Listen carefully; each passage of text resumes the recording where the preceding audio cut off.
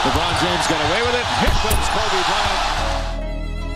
In 2004, the USA collapsed as the global leader in basketball. Other countries had started to make strides in their skill and had teams playing together for years. So in the 2008 Beijing Olympics, the team knew who they needed: Kobe Bryant. He worked out the night before, we even got together as a team. This is different. This is a different guy. What's up, everybody? This is Mad Hoops, as always, bringing you the best NBA content on YouTube. So let's get into it. Until the 1992 Olympics, the USA men's basketball team was constructed of only college players. No pros from the NBA were allowed in. Even with just college players, the national team still dominated the early days of the sport, winning a record 7 gold medals in a row. But eventually, international play began to rise. Teams like the Soviet Union and Yugoslavia began taking away the gold from the USA. So what did we do? Screw it. Release the pros. The 1992 Olympics in Barcelona entered a new wave of domination from the United States. Being led by the duo of Magic Johnson and Michael Jordan, there was nothing the other countries could do until 2004. During the 2004 Olympics, the men's basketball team was expected to continue their gold medal run. But after continued dropouts from the team, the organization was forced to get younger and younger to scrap together a mishmash of a squad. A young LeBron, Carmelo Anthony, and Dwayne Wade got the Olympic nod alongside vets Tim Duncan and AI.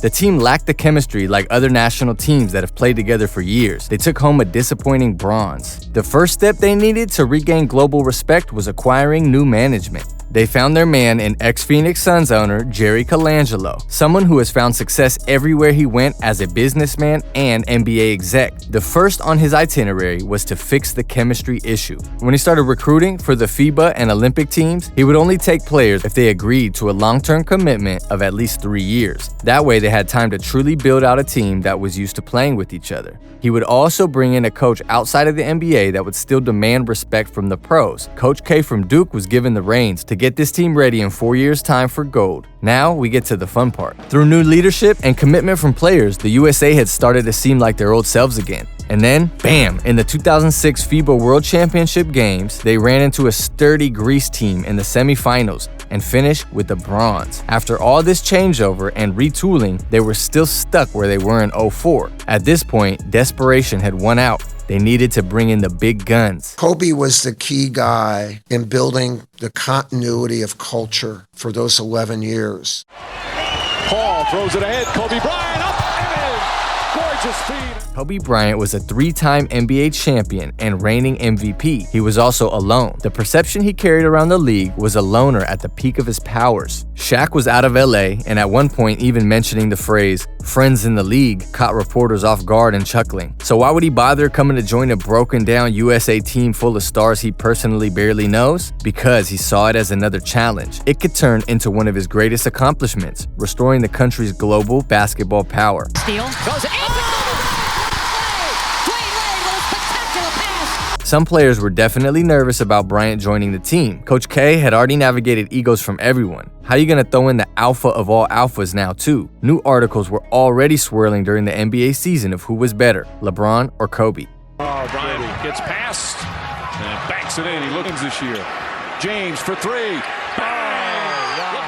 Constantly pitting them against each other in the media. Everyone was shocked, delighted, but still shocked. There were seemingly no problems. LeBron would attribute it to the contained lifestyle the team had to live in during training and traveling. They were around each other 24/7, doing things like playing cards every night and eating every meal together. So for the two presumed alphas of the team, there was no option but to talk and get to know each other. Eventually, the isolated Kobe began coming out of his shell, smiling and laughing with everyone else. Just like the Dream Team with Magic and Jordan, Magic was the vocal leader and Jordan was the example setter. LeBron was Magic and Kobe was Jordan. And that is with no exaggeration. Kobe was reaching in his Jordan bag. The man brought intensity to the team that the others would have to adopt if they wanted to survive on Kobe's Redeem team. Whether it was diving for loose balls in practice or early morning walks on his way to the gym past teammates who were just getting back after a night out, the Black Mamba was here to show the level of work that was needed to win. Eventually, one by one, 1, everyone joined him. The first to start picking up the Kobe training schedule was Dwayne Wade. After a late-night flight into the next city, the team powers through and gets a workout after just 3 hours of sleep. When Wade hustled down for a quick bite to eat before the gym, he noticed Kobe already finished, about to head to the gym for a second workout. Me and my guys, we say, hey, let's meet for breakfast in the morning. If you can't sleep, whoever first one wake up, hit us up, we're gonna go eat. We wake up, we go down to where the food is. As we walking down, sleeping our eyes, Kobe Bryant is sitting there with ice on his knees already. And at that moment, I was like, wait, hold on. We just worked out about 3 hours ago. That's when I was like, okay, I gotta get my stuff together. I gotta get my shit together. Kobe got everyone hunkered down and completing training after training. Coach K also had a discussion with Bryant about how he wants to guard the best perimeter player on each team. Kobe, it's okay, bro. You know you don't have to do everything, right?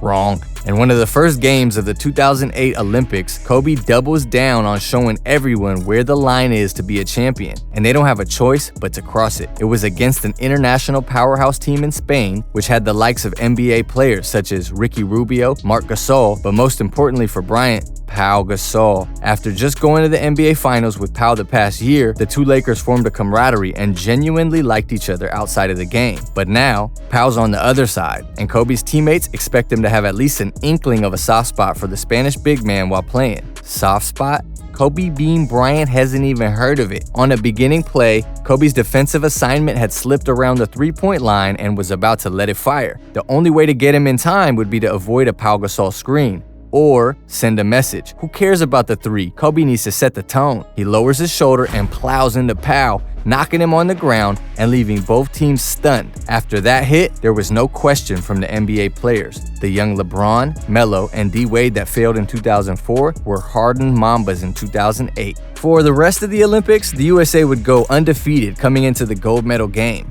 After getting revenge for old losses from Greece and Argentina with Manu Ginobili, all that stood in their path was that Spain team. And now Spain knew there would be no soft spots. The game felt like a coin toss after each quarter. After early foul trouble from the two leaders, Kobe and LeBron, Coach K turned to players like Dwayne Wade and Chris Paul to get them an early lead. A lead that USA would consistently hold. But Spain was holding steady and staying within striking distance. It was team versus team. No more all-star squad. This was the official USA men's basketball team led by Kobe Bryant. As the game approached its final minutes, the United States needed something to happen to secure the win. Kobe and LeBron were back in and ready to capitalize. But then there was a new arrival. Players recount it was as if Kobe had switched on another switch. He was peak of powers, stifling defense and exploding offense, willing this game to go his way. No more Mr. Nice Guy working out at 4 a.m. The man was throwing daggers. And with each shot, they connected. By the end, the score stood at USA 118, Spain 107. Redemption complete. Gold medals were hung around the necks of 12 NBA players that had come together to form the next era of United States basketball. Since then, the men's team won gold in both 2012 and 2016, all thanks to a lone wolf that decided it was time to accept the pack.